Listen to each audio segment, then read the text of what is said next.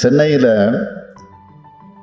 ஒரு பள்ளி விழாவுக்கு போனப்போ ஒரு குழந்தை இன்னும் காலை உணவு சாப்பிடணும்னு சொன்னதை கேட்ட உடனே ஒரு பெற்றோருக்கே உரிய பாச உணர்வோடு நான் உருவாக்கின திட்டம்தான் இந்த காலை உணவு திட்டம். அரசாங்கத்துக்கு எவ்வளவு செலவானாலும் பரவாயில்ல, ஒரு குழந்தை கூட பசியோட ஸ்கூலுக்கு வந்து தவிக்கக்கூடாதுன்னு இந்த திட்டத்தை தொடங்க உத்தரவிட்டேன். 2 ஆண்டுகளுக்கு முன்னாடி பேரறிஞர் அண்ணாவுடைய பிறந்த நாளில் இந்த திட்டத்தை தொடங்கி வச்சேன்.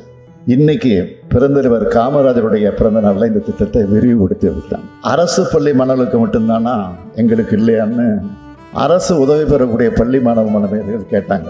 அதனால தான் கிட்டத்தட்ட 18,50,000 அரசு பள்ளி மாணவ மாணவியர் வயிறார சாப்பிட காரணமான இந்த திட்டத்தை இன்னைக்கு விரிவுபடுத்தியிருக்கிறேன். இனிமேல் அரசு உதவி பெறக்கூடிய பள்ளிகளை சேர்ந்த 2,23,000க்கு அதிகமான மாணவர்கள் காலை உணவு சாப்பிட்டு இருக்காங்க. மொத்தமாக சொல்லணும்னா நாள்தோறும் 20,73,000க்கு அதிகமான குழந்தைகள் சத்தான சுவையான காலை உணவை சாப்பிட்றாங்க.